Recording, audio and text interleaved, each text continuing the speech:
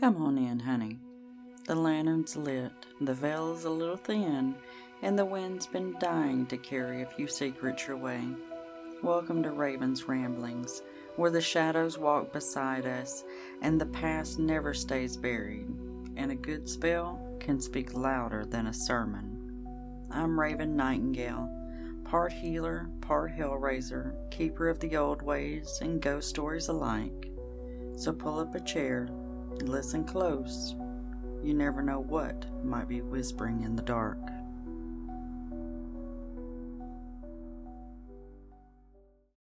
Hey there, my shadow walkers and midnight mischief makers. Welcome back to Raven's Ramblings. I'm Raven, your host. Hey. Today we are going to crack open the witch's darker cabinet of things. Yes, the one with the warning labels and maybe even a skull or two. All right, we are going to talk about baneful magic, like curses, hexes, bindings, all the stuff that people think that witches do all the time. Spoiler, we're not. But when we do work those things, oh, honey, it is intentional. We mean that shit. Okay? So grab your black candle, maybe your sassiest mug of coffee. I got mine right here. And let's get into it. So, baneful magic. Hmm. What did we ever do without baneful magic, right? Baneful magic is basically magic with a bite. All right. This is not your heal a friend or help someone with something or bless my plants kind of spell. This is the make that jerk leave me alone and pay kind of spell. Okay. It's not for everybody. There's no judgment here. None. Okay. Now, it is meant to harm or to hinder or to make life more difficult for someone or for something that's causing trouble. Now, some witches only use it for self defense. 100% got that. Perfect. And for the most part, that's what I do, I guess. Uh, it's a little grayer for me. Other people, more like me, I guess, they see it as a valid response to bad behavior. 100%. If I am working some baneful magic, you have earned that shit. Okay. And then, of course, there's the occasional, I just feel kind of petty spell. Once again, no judgment. But be ready for consequences because that is always, always possible in baneful magic. So, different types of baneful magic. We're going to kind of walk through some of the more well known ones. All right. Number one is the big one. This is the really big. This one is very direct. This one is very serious. Cursing. This is using your intent to send direct harm or misfortune toward a target. Okay. This is the big one. This is the scary one. I mean, scary it can be. If it comes back at you, yeah, that could be scary. So this could be something as simple as just a spoken curse. Like, I mean, and I'm not even going to say anything because just you cursing someone. And I don't mean like, damn you. No, not that kind of cursing. Okay, like legit cursing. Or it could be something as elaborate as a ritual that takes you months to complete. Now, that is some powerful magic. That is a lot of energy that would go into something like that. And most people are not going to do something like that just because it does take so much energy. You know, the benefits for me personally, the benefits have to outweigh the work. That that makes sense? Yeah. And a lot of times a month or 2 or 3 of cursing, no. I got shit to do, right? I got video games to play, I got books to read. No. Now, similar to cursing, is hexing. This is probably a little bit more common, I would say. A lot more common. It's often meant to be just a temporary punishment or a kind of a life lesson, kind of like a magical timeout, you know, but with a little bit of consequence in there, kind of a reap what you sow kind of thing. I may be doing one of those soon. We'll see. Um, so it's a lot. It's very similar to cursing. It's just not as harsh, and it's meant to be temporary. Okay, that punishment is meant to be temporary. Then even lighter than that would be jinxing. Jinxing is very much, like I said, lighter than a hex. It mainly causes minor inconveniences, kind of like pranking, but with a bite. Okay. Something simple like you're driving down the interstate and you realize you need gas and your car runs out of gas a quarter mile before the gas station. That could be a jinx. You don't know. Sometimes it's just life, but it could, it's that type of inconvenience kind of thing. All right. Like you can never find a parking spot close to the store you're trying to go into. Someone could have put a jinx on for that. Simple, easy stuff. Inconvenient stuff, not actual harm stuff. Make sense? Okay. Then you have bindings. Now, I personally have worked bindings in the form mainly of freezer spells. I have one going right now as we speak. This is more about restricting someone's actions. All right. When we'll talk about them a little bit in just a minute. But this is maybe something like stopping a liar from speaking against you, or stopping a cheater from straying, or a gossip from spreading more poison. That kind of stuff. You want to bind those actions. You're not causing them harm, you're just stopping them from doing the harmful action toward you or whoever you're working the magic for, that kind of thing. And then our last one is banishing. So to me, banishing is more of a protective work than a baneful work. In my mind, in my magical world, it is more protection than anything. Because it is a clean removal of someone or something from your life. It's like magically slamming a door in someone's face and then locking it behind them. It's a solid boundary, that kind of thing. See, I really feel like that's more protective work than a baneful magic, but that is just me personally. I'm sure others see it the other way.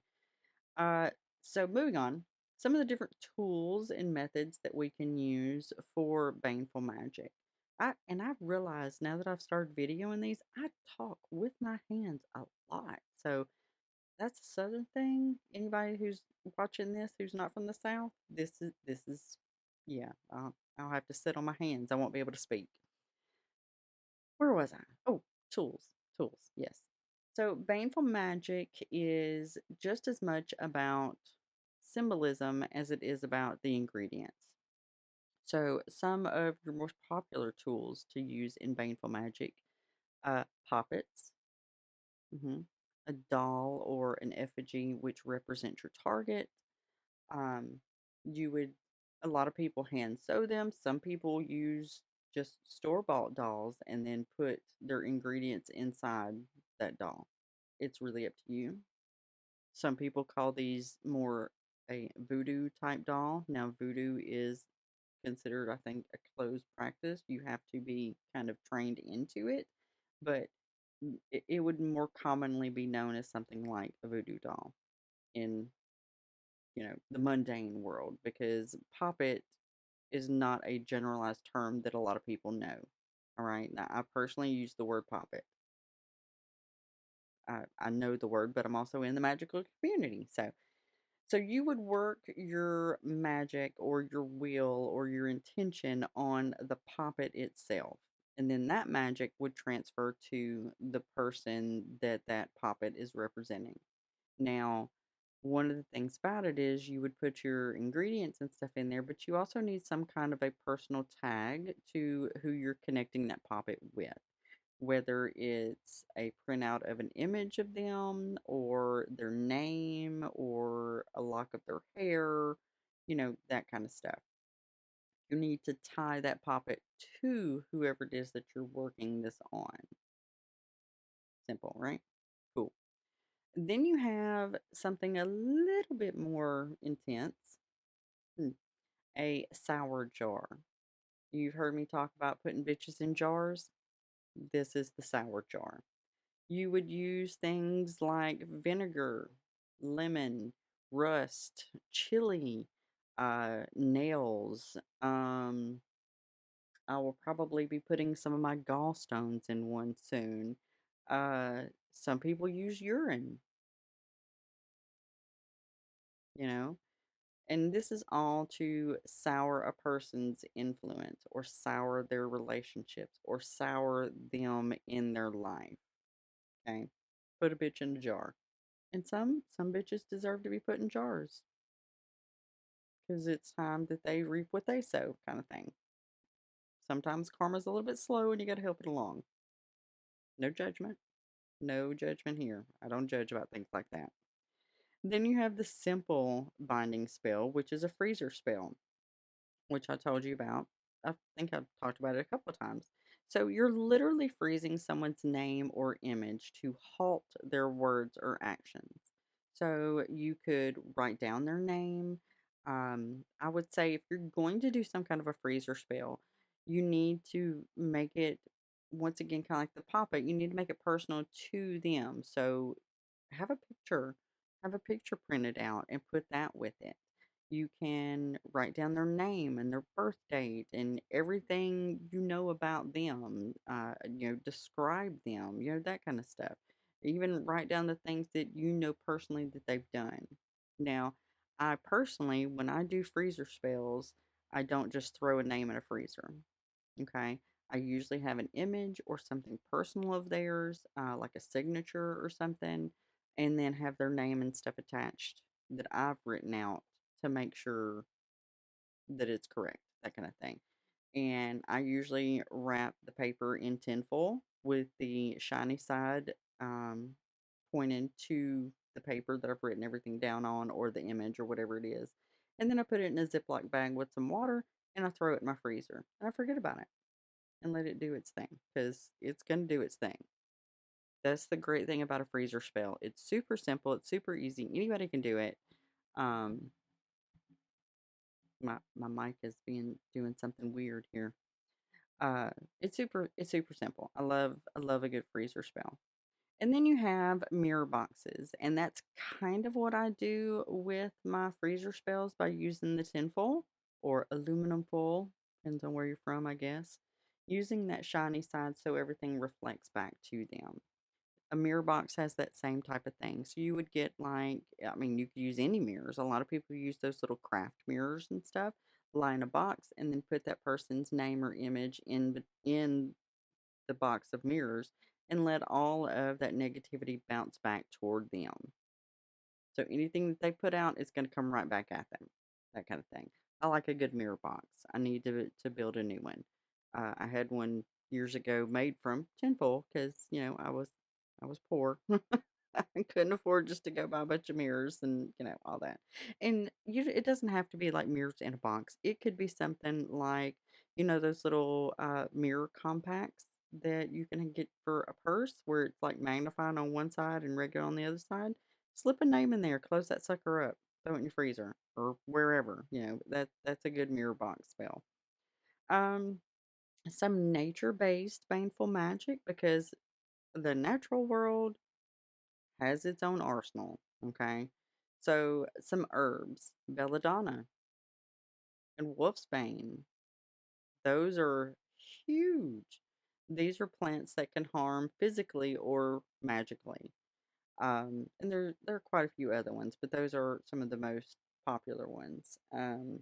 Hemlock. Hemlock can be, be careful with hemlock because it can hurt you. All of these can hurt you. So, be safe. Be safe. Be safe, people. Then you have things like rot and decay magic. This one is super interesting to me. Like letting food rot or flowers or another any kind anything to just spoil and have that represent the target's luck or influence kind of rotting away. So you could once again put their name like in, let's say you had some leftover Caesar salad and you leave it on your cabinet for a day or two and then throw that name in there and just let it rot around it. That would be what I would consider, decay magic. Or I mean, you could go a step further and maybe you live out in the country where there's roadkill and you're driving down the road and see a poor raccoon that got hit and you pull over and pull out a piece of paper and write a name down and stuff it in that carcass. I'm not saying you should. I'm not saying you shouldn't.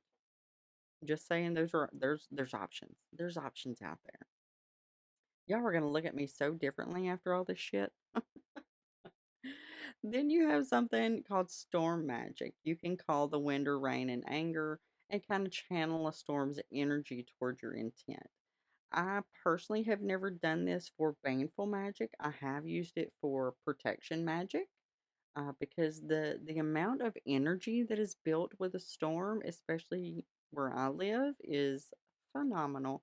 And I usually collect rainwater and stuff for that too. Anytime I'm wanting to give like a power boost to something, I will use like thunderstorm uh, collected water to it. So then that all brings us around to the should you moment, ethics, consequences, morals, those kinds of things. So here's where I'm going to put on my witchy ant voice. Baneful magic is not for casual use. Okay? If you are a baby witch and are still getting your bearings, I would not recommend doing baneful magic.